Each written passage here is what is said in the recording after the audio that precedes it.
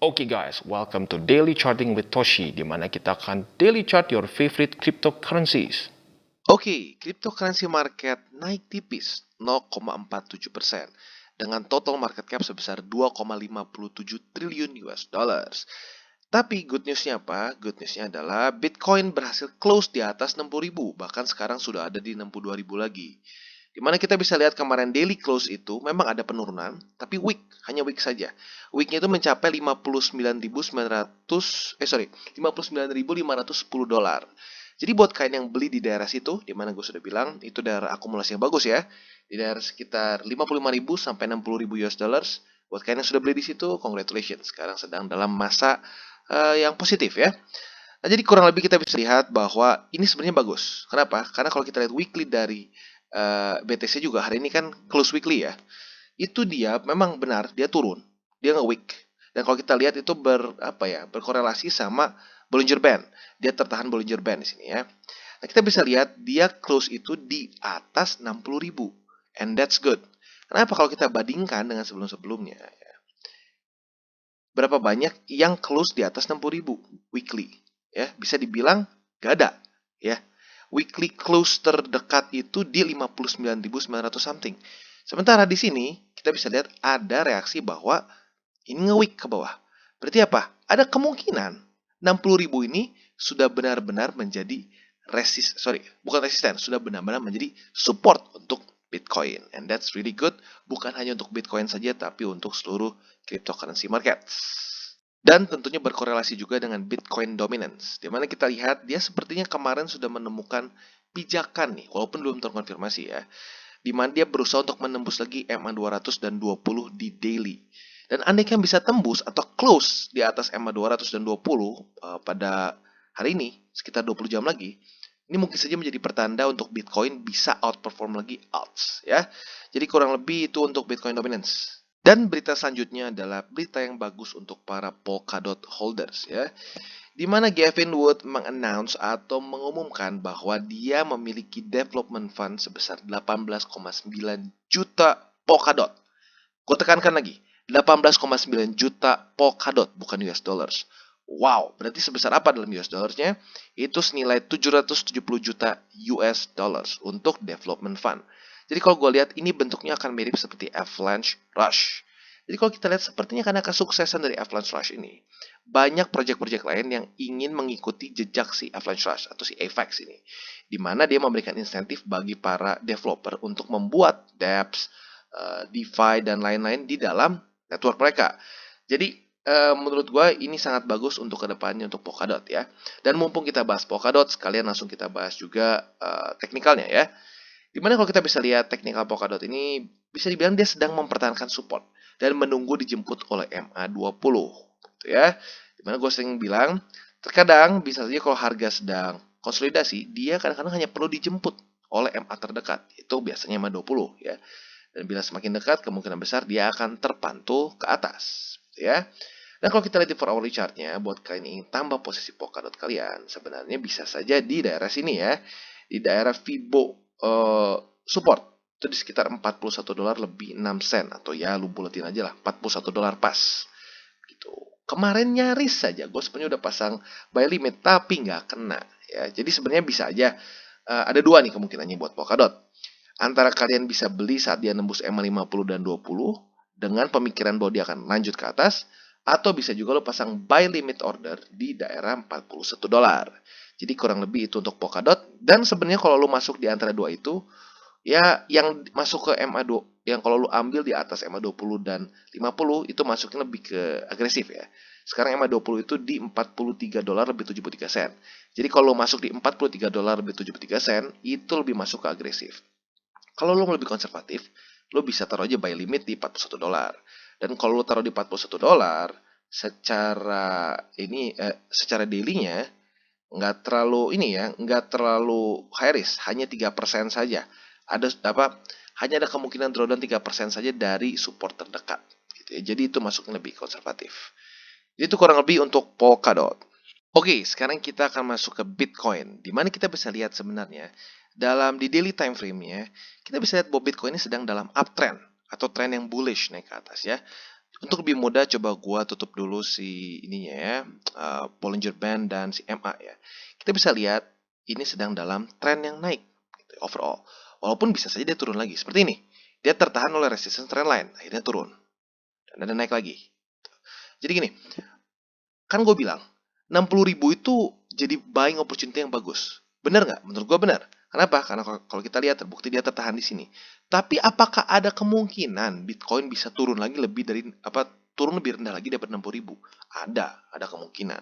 Berbeda dengan kasus 40.000 yang kemarin gue bahas ya, itu beda lagi. Jadi intinya bisa nggak dia turun sampai di bawah 60.000 gitu? Bisa nggak sampai 50.000 something? Bisa nggak sampai angka 50.000? Technically bisa. Kalau kita lihat di sini, dia turun, andaikan sekarang langsung turun gitu ya, itu bisa saja bisa mencapai ke angka 50 ribuan. Gitu. Bisa 51.000, bisa 50.000 gitu ya. Dan saat dia turun sampai 50.000 pun, itu still bullish. Karena kenapa? Dia nggak breakout dari si resistance, dari support trendline di sini. Ya, jadi in theory bisa saja Bitcoin turun sampai ke harga yang misalnya sini nih. Kan 51.000 bisa, ke 50.000 bisa. Gitu. Jadi ya ini dia gunanya teknik analisis. Kita itu bukan ahli nujum. Kita melihat probabilitas. Bisa ke atas, bisa turun. Kalau turun bisa sampai kemana? Kalau ke atas bisa sampai kemana? Gitu ya. Nah, pertanyaannya gini. Bro, andaikan nih Bitcoin sekarang gerak seperti ini. Dan dia nembus, dia breakout. Apa yang terjadi? Kalau dia breakout seperti ini, biasanya akan terjadi parabolic move. Gitu, di mana Bitcoin akan naik dengan sangat cepat. Dan tentunya banyak orang-orang pengennya seperti itu.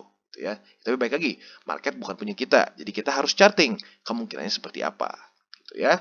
Nah, jadi intinya kalau sampai Bitcoin ke angka 50.000, apakah itu bearish untuk Bitcoin? Nope. Ya. Kalau dia breakdown dari sini, itu baru kita mungkin masuk ke skenario bearish. Ya, kurang lebih seperti itu. Dan kalau kita lihat juga, andaikan kita berspekulasi nih, Bitcoin melakukan pergerakan yang sama sebelumnya seperti ini. Andaikan kita berspekulasi nih. Kita lihat apa yang akan terjadi. Sampai sini ya. Andaikan yang melakukan movement yang sama, itu akan kurang lebih dalam mungkin November, pertengahan November lah, atau tanggal 20 Novemberan, itu bisa mencapai sampai harga 75.000 US dollars. Andaikan kita berspekulasi dia melakukan movement yang sama. Jadi ya tetap saja, still very bullish untuk Bitcoin in general. Gitu ya. Jadi menurut gua mungkin nggak Bitcoin di akhir tahun bisa sampai 100.000? Yes, gua masih cukup yakin bahwa possibility untuk Bitcoin bisa sampai 100.000 di akhir tahun itu masih cukup baik. Gitu ya. Tapi baik lagi, nggak pasti, nggak ada yang pasti. Cuma satu yang pasti, kematian. Gitu ya. Nah, jadi intinya seperti itu ya. Ini gunanya teknik analisis. Oke, Phantom. Lagi-lagi new all time high untuk Phantom ya. Gua harap kalian waktu itu beli ya waktu gua bahas setelah dia breakout di sini ya. Nah, jadi kita lihat bahwa Phantom beberapa hari ini terus-terusan menembus new all time high dia. Dia bikin new all time lagi day after day after day ya. Dan buat kalian yang mungkin udah mulai pengen FOMO nih, tahan dulu. Dan kemarin juga jujurnya gue berpikir dia akan mendekati atau minimal menyentuh dulu MA20 ya. Kemarin gue bahas waktu di daerah sini. Gue bilang lagi koreksi tipis nih. Bisa nggak nih di 20 mantul? Ternyata belum sampai 20 udah mantul duluan ke atas ya. Memang momentumnya dari FTM sepertinya cukup kencang. Dan sepertinya hari ini 3 dolar minimal akan kena wick lah menurut gue ya. Nah pertanyaannya beli di mana nih bang? Beli di mana? Menurut gue pribadi minimal paling cepatnya aja lu harus beli itu minimal di pantulan MA20 yaitu di 2 dolar lebih 60 sen. Itu lu bisa pasang buy limit ya boleh atau juga lu mau tunggu sampai mantul juga boleh. Tapi itu masuknya mungkin lebih ke agresif. Karena kenapa? Kalau gue lihat ini jangan-jangan bisa seperti Solana dulu waktu dia di bawah 100 dolar ya. Dimana dia parabolic move. Dia terpantul hanya dengan EMA20 saja cukup untuk sampai ke naiknya bisa belasan persen sampai puluhan persen gitu ya. Tapi baik lagi, waktu dulu Solana parabolic move pun itu kena EMA20 minimal. Itu selalu terpantul juga di EMA20. Jadi buat FTM jangan FOMO sekarang ya. Nggak apa-apa, andaikan dia sampai naik 3 dolar dulu nggak apa-apa, jangan FOMO. Tunggu sampai ketemu support. Tuh, jangan beli di resisten. Ini resisten kan? Bollinger Band atas ini resisten kan? Jangan beli di resisten. Resikonya nggak worth it. Lebih baik lu tunggu dulu sampai ada konfirmasi, pantulan atau lebih tepatnya ada koreksi dulu. Itu tunggu koreksi, baru kita beli. Paling cepat di EMA 20, yaitu di 2 dolar lebih 60 sen. Atau buat yang lebih konservatif, bisa di 2 dolar lebih 41, Atau bisa juga kalau kalian merasa FTM terlalu cepat nih naiknya, harus turun lebih dalam dulu. Ya bisa saja di $2 lebih 30 sen, di mana ini harusnya menjadi support yang cukup kuat. Kenapa? Karena ini adalah previous high dia, ya, previous all time high dia. Dan bisa dibilang ini adalah resisten yang tadinya menyebalkan, tapi tertembus. Biasanya resisten menyebalkan tertembus akan menjadi apa? Support yang kuat, ya. Jadi kurang lebih seperti itu. Dan gua rasa hari ini FTM ada chance untuk bisa mencapai $3, ya. Minimal week lah. Jadi kurang lebih seperti itu untuk FTM, dan ingat jangan sampai FOMO, dan jangan lupa juga ini semua bukan financial advice. Ini semua adalah educational only, ya. Dan jangan lupa juga untuk selalu manage your risk. Oke, dan selanjutnya Solana, di mana kita bisa lihat Solana ini sedang berusaha untuk menembus all time high dia. Sebelumnya itu di $215 lebih 99 sen. Ya, kemarin nyaris di sini, tapi gagal hanya berapa sen, cuma beda puluhan sen saja, ya. Jadi sepertinya Solana masih belum mau nyerah, dia mau menemukan new all time high. Nah, pertanyaannya pasti di benak kalian, kapan nih bisa beli? Gila nih Solana ngepump. Nah, hati-hati, jangan sampai FOMO, ya, jangan sampai FOMO. Kita beli saat terjadi konfirmasi. Technically sekarang bisa beli nggak? Yes, technically sekarang bisa beli. Kenapa? Karena dia close di atas MA20. Ya, dan ternyata kita bisa lihat juga, ini ada retest MA20, dan sepertinya kalau kita lihat di sini, ini menjadi support. Gitu. Jadi sebenarnya bisa saja beli di daerah sini. Tapi buat kalian yang lebih konservatif, bisa saja masuk di MA50, yaitu di $178. Kenapa? Karena mungkin saja ada yang berpikir bahwa ini di daily-nya udah kena Bollinger atas nih. Jangan-jangan dia butuh koreksi dulu ke bawah. Dan itu benar. Itu bisa aja benar, gitu ya. Tapi kalau kita mau ngomong technically speaking, di weekly volumenya, atau lebih tepatnya si Bollinger Band ini sudah semakin lebih lebar. Jadi tekniknya di weekly mungkin dalam waktu yang lebih panjang gitu ya seminggu lah otomatis. Bisa saja Solana menembus nih all time high dia karena di weekly-nya sudah ada ruangan untuk dia bisa ke atas, gitu ya. Jadi kurang lebih seperti itu. Buat yang agresif bisa beli sekarang nih di daerah sekitar segini. Atau boleh lu pasang buy limit di $198 gitu. Buat yang lebih konservatif bisa di $178, atau yang lebih konservatif lagi bisa di $169. Karena mungkin kalian berpikir Solana butuh koreksi lebih dalam, ya. Jadi kurang lebih seperti itu untuk Solana.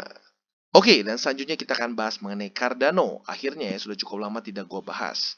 Kenapa? Karena kemarin-kemarin ya nggak terlalu banyak request. Jadi gini, daily charting with Toshi itu apa? Ya kita daily chart your favorite cryptocurrencies, not just mine. Gitu. Jadi saat kalian banyak komen, ya kita akan coba bahas. Gitu. Sebisa mungkin kita akan coba bahas. Dan apabila yang nggak ada demand untuk koin tertentu, ya gue nggak akan bahas. Gitu. Karena ujung-ujungnya apa? Ya kalian kan pengen tahu your favorite cryptocurrencies kan seperti apa gitu.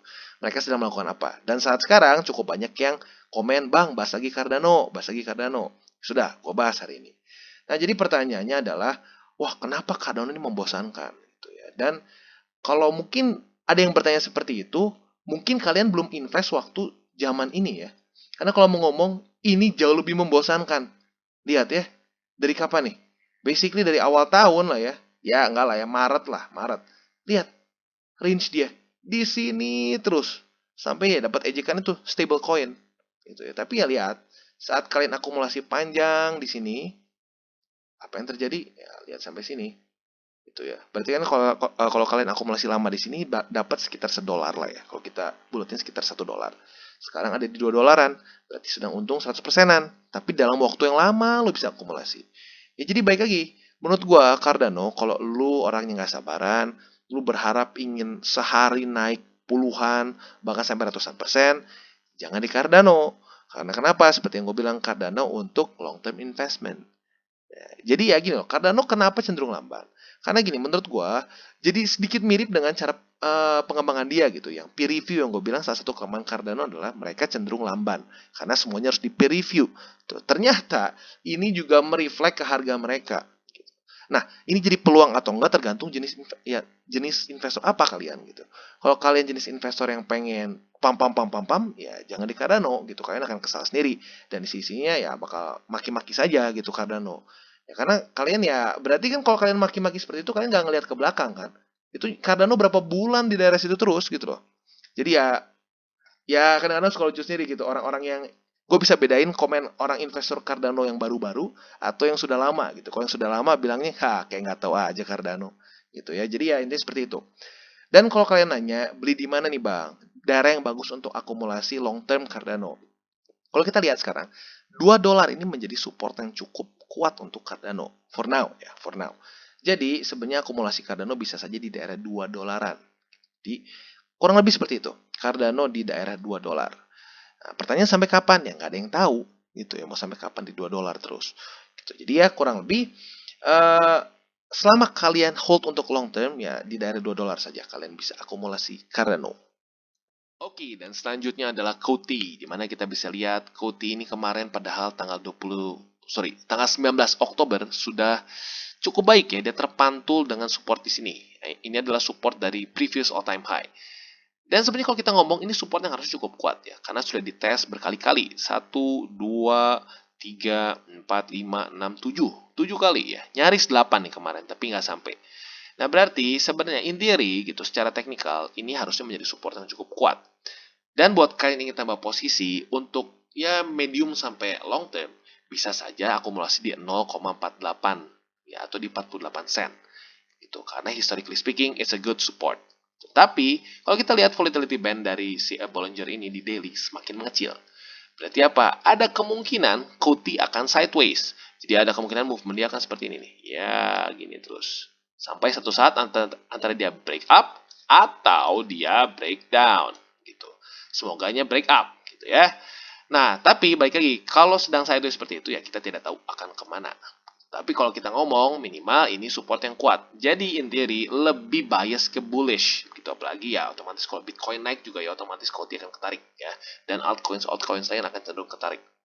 Jadi kurang lebih seperti itu. Dan kalau untuk 4 hourly chart yang lebih agresif, gue pikir sekarang kayaknya kurang worth it ya. Kalau kalian misalnya beli nih tembus 50, kurang worth it. Lebih baik ya kalau kalian mau buy limit ya di sini aja.